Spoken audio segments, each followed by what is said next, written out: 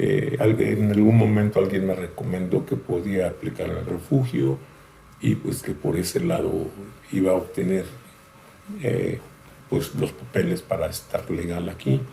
La respuesta fue negativa y al darme respuesta negativa me dieron algunas opciones como para poder apelar, como para poder seguir luchando este caso, pero pues ahí realmente yo ya no pude hacerlo porque los abogados aquí mínimo me cobraban $5,000, hasta $10,000. Y eso no es garantía de que ibas a... Y aparte, exactamente, eso no es una garantía de que te vas a quedar. Entonces, pues, que esta semana ya tengo un regreso a mi país.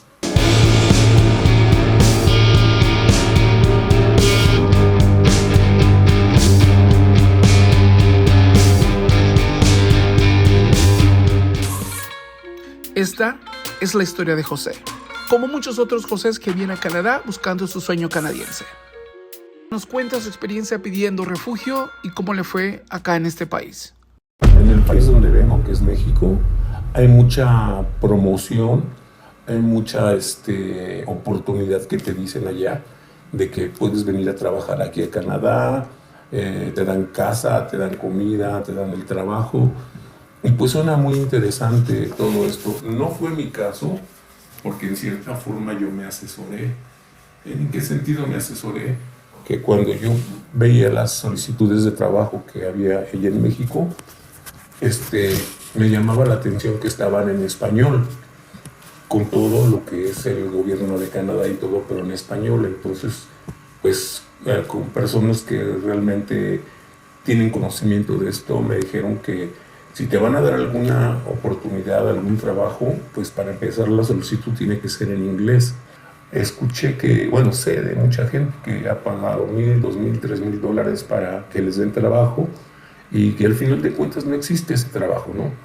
Otra de las cosas es de que como yo no pagué nada, pues cuando llegué, yo vine como turista, porque eso fue lo que me dijeron, ¿no? Porque aparte hay gente que conoce y te dice, mira, si vas a ir a Canadá, di que tienes una empresa, di que llevas dinero para pasear, di que ya tienes acomodado, hospedaje, y en fin, tienes que hacer como una especie de programa para venir aquí, que todo al final de cuentas es falso, porque tú haces una reservación en un hotel, pero al final de cuentas la cancelas. De hecho hay grupos en WhatsApp y en Facebook, hay grupos de mexicanos, diferentes tipos, pero diferentes grupos de mexicanos, los cuales ofrecen trabajo y te dicen dónde es el punto de encuentro para que te vayas a trabajar, cosa que pues en algún momento me interesó, fui, pero sí llegué a tener algunas malas experiencias con gente que trabajábamos y normalmente nos pagaban, haz de cuenta que trabajábamos una semana, nos pagaban esa semana, trabajábamos lunes a viernes y el sábado nos pagaban. Entonces el sábado nos reunían en un punto, en algún lugar, y ahí es donde llegábamos a cobrar. Hasta que un día llegó el momento que pues nunca llegó, nos debían dinero, pues no fui nada más yo, fuimos alrededor de unas 25 personas en ese momento. Eso fue casi el primer año. Y pues no nos pagaron, entonces a partir de ahí pues yo aprendí que pues iba a empezar a trabajar o si iba a empezar a involucrarme aquí en la sociedad canadiense, pues tendría que ser ya un poquito más precavido, porque realmente no solamente sé que los mexicanos o los latinos, también sé que aquí dentro de lo que son las etnias o las culturas de aquí de Canadá, sé que los italianos, los portugueses, otro hindú, son gente que contrata gente ilegal y que no, al final de cuentas no les pagan. Una de las cosas que también aprendí aquí, que aunque no estés legal, si te deben, te tienen que pagar. Eso es algo que yo sí sé, pero bueno, mucha gente es amenazada con eso de que si tú me cobras, yo te deporto. Y bueno, lo que tú podrías decir que Canadá es diferente a los Estados Unidos, que es otro tipo de vida, otro tipo de gente. Claro que sí, es verdad, otro tipo de vida, otro tipo de gente, pero para los canadienses, porque pues para los que venimos a buscar un sueño, los que venimos a buscar un trabajo, una mejor vida, pues de entrada no es tan fácil. Tuve, porque yo tenía entendido, bueno, más bien lo que me habían dicho, que si yo estaba 3 años, después de 3 años de estar viviendo aquí, yo ya tenía cierto derecho para empezar a hacer un trámite de legalizarme. Y pues yo esperé casi los 3 años para hacer eso, pero en algún momento, cuando fui a asesorarme con una licenciada aquí, me fue a asesorar para que me dijera cómo iba a estar eso después de 3 años y poder yo legalizarme. Me dice que pues la forma más fácil era el refugio.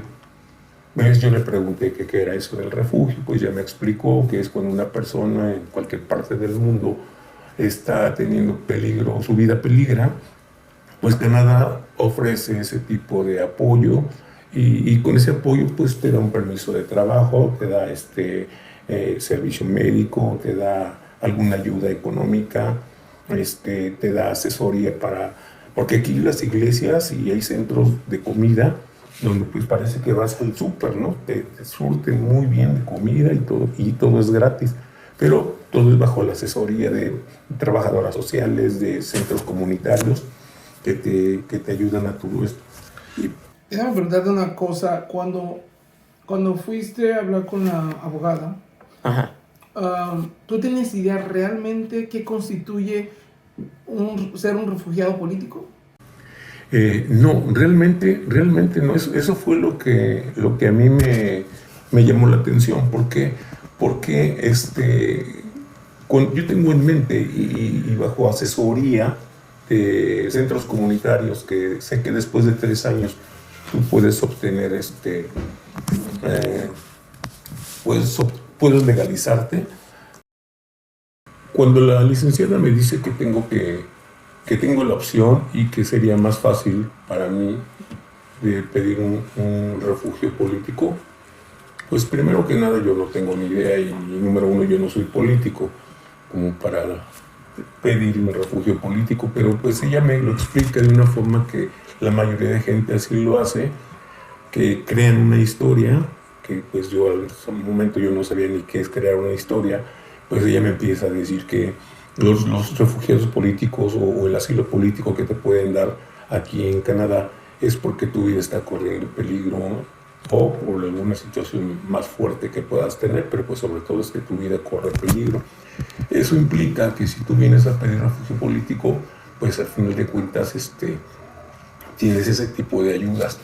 Ahora, una de las cosas que sí noté mucho, no sé si en particular esta licenciada, pero yo veía que tenía muchos clientes, mucha gente.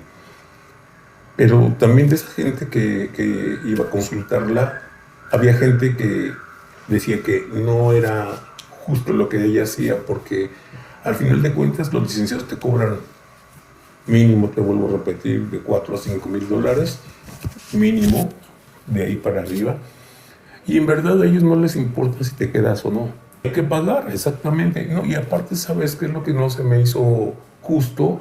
Es de que a toda la gente, como a mí, a toda la gente nos dan ese aliciente de que no se preocupe y lo vamos a ganar y todo esto. Entonces, imagínate cuántas personas pudieran ir al día a un bufete con una licenciada, mínimo 2, 3 personas, que si tú lo multiplicas por mínimo ya son $15,000, que la licenciada se mete tal vez hasta el día. Pero mi experiencia con esta licenciada realmente sí se me hizo muy inhumana, se me hizo una persona que pues, no le importó pues, todo lo que tú le puedes platicar, o fíjate, ¿sabes qué noté más mucho? Que lo vio como una especie de camino fácil para sacar dinero ella. ¿En qué sentido? En que si ella me hubiera asesorado para lo que es derechos humanitarios, a lo mejor hubiera sido un proceso más, hubiera tal vez que tenido que trabajar más ella y pues a lo mejor podría haber funcionado, como decimos en mi país, ¿no? me cayó el 20 después cuando dije, pues con razón esta licenciada no le importa lo demás y te mete directamente al refugio porque sabe que es la forma que te esperas un rato, empiezas tu proceso, pero pues ella ya ganó y tiene chance de agarrar a otro cliente y no estar perdiendo el tiempo estudiando el caso de una persona, sino que haz de cuenta que como fuera taquilla, pásele, no pague su boleto y el que sigue y el que sigue. Entonces, eso es lo que sí se me hace muy, muy peligroso, sobre todo para la gente que dices, como dices, por primera vez, al menos, pues yo tuve la oportunidad de estar 1, 2 años, casi 3 años, sin una licenciada o sin una asesoría. No tuve ese problema. Mi problema fue cuando empecé la asesoría. Igual quizás no te explicaron al 100% lo que implicaba y ahora te encuentras en una situación. ¿Cuál es la situación en la que te encuentras ahora? Pues al final de todo esto, fui a corte, fui rechazado y después de haber sido rechazado, Migración me dio un plazo para que pues yo me fuera, ¿no? Bueno, antes que me diera el plazo tuve una cita para que ellos supieran mi situación. A esa cita acudí. Lo que me dijeron ahí que pues que yo ya era una persona que pues ya estaba ahora sí que fuera del orden y que se requería mi salida del país. Entonces pues lo que yo hice pues, fue nuevamente ir a los centros de centros comunitarios para que me asesoraran, pero pues ahí desgraciadamente lo que me dijeron que cuando ya es una decisión de inmigración del gobierno, pues ya ningún abogado, ya nadie puede hacer nada. Aquí fíjate, existían 2 cosas. Era que no acudiera yo a esa cita y que al no acudir a esa cita yo me volvería un fugitivo. Pero al volverme un fugitivo yo creo que es peor porque es como te comentaba, si estás en el camión y hay un problema, llega la policía y aparece tu nombre, así como vas en el camión con tu mochilita de trabajo o lo que sea, en ese momento vas preso y después de ir preso ya eres deportado. Partimos desde que la licenciada me dijo, lo más fácil para ustedes es un refugio. Y después de ese refugio hace una historia. Y después de esa historia ya empezamos el proceso. Y eso automáticamente me dio papeles, me dio cosas así, pero bueno, el problema no es ese. El problema es que cuando estoy en la corte me piden pruebas de mi historia, porque vamos a decir que yo estaba diciendo que fui secuestrado y que yo era un ganadero y que tenía mucho dinero y pues me vine aquí porque perdí todo allá. La corte me dice, tienes papeles de tu rancho, tienes fotografías de cuando saliste en el periódico que estuviste secuestrado, tienes algún video, alguna noticia, y como no cuentas con nada de eso, porque realmente no fue verdad, pues ahí es donde decimos, ahí es donde ya termina todo. Ya el gobierno de Canadá, yo creo que después de más de 30 años de recibir refugiados, pues ya conocen bien cómo es el proceso de la gente cuando está mintiendo, cuando no está mintiendo, ¿no?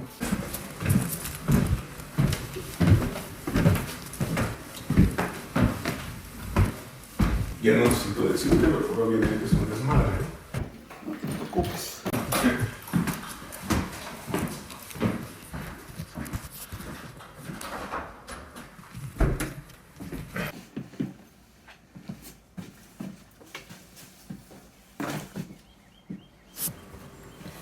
Y te voy a decir por la pregunta que me hiciste de cuántos canadienses conocí ahí.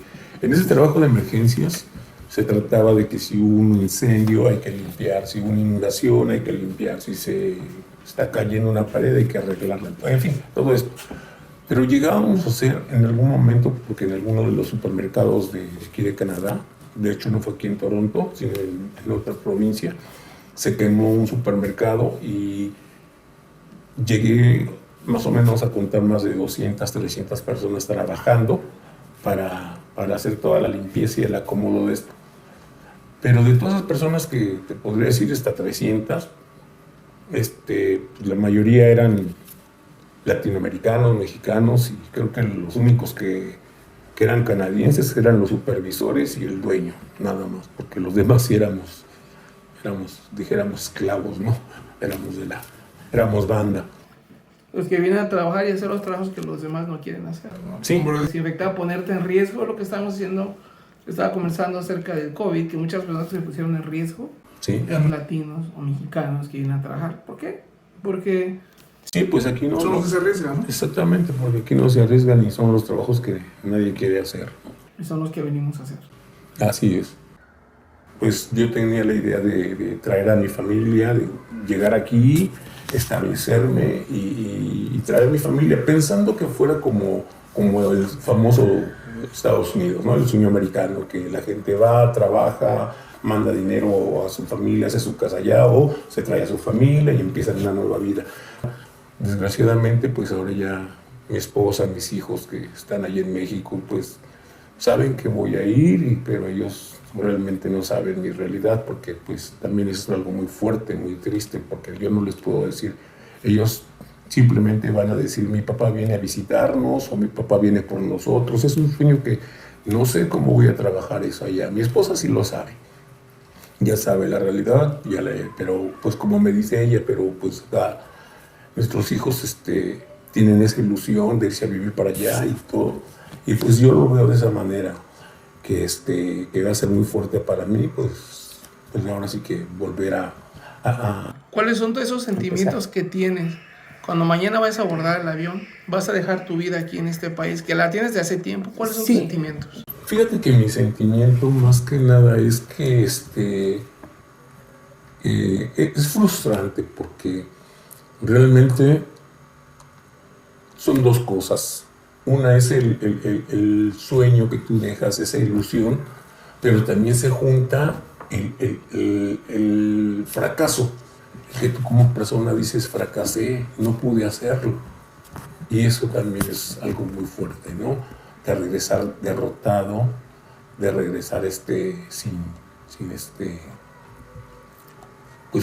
dinero. ¿En tu experiencia vale la pena el sueño canadiense? Mira, yo creo que sí vale la pena desde el punto de vista cuando tú vienes con un trabajo, con un permiso de trabajo y empiezas a integrarte en el sistema. Obviamente, como cualquier cosa, no va a ser fácil. En ese sentido sí vale la pena, pero como para venir, en mi caso, que pues yo vine como turista, como te lo mencionaba, vine como turista, vine a conocer, pero pues simplemente esa fue la forma de entrar. Yo creo que no lo recomiendo. Nosotros los mexicanos, hasta donde tengo entendido, tenemos 6 meses de permiso para estar aquí.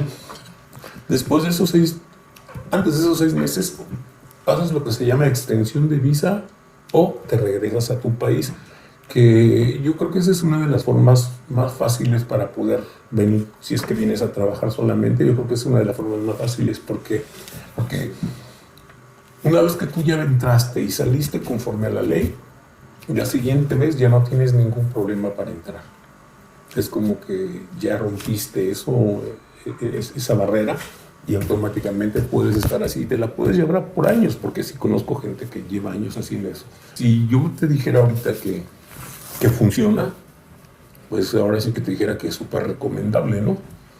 Pero como es algo que, dependiendo de la persona, me refiero a dependiendo de la persona, porque no dudo que en verdad sí haya gente que pueda probar todo lo que están pasando. Incluso una trabajadora social, estaba yo platicando con ella acerca de esto de que tengo mi regreso, me decía ella que así a una señora con sus 2 hijas la regresaron, pero estando en México mataron a una de sus hijas, el gobierno se enteró y el gobierno la volvió a traer. Esa es una historia que no sé si es verdad o es mentira, pero bueno, son cosas que según aparecen en todo este tipo. Y como recomendación de decir, vengan al sueño, pues yo creo que si van a venir al sueño, vénganse preparados, y sobre todo, sabes que sí es bien importante hablar inglés, porque si no hablas inglés, esa es una de las cosas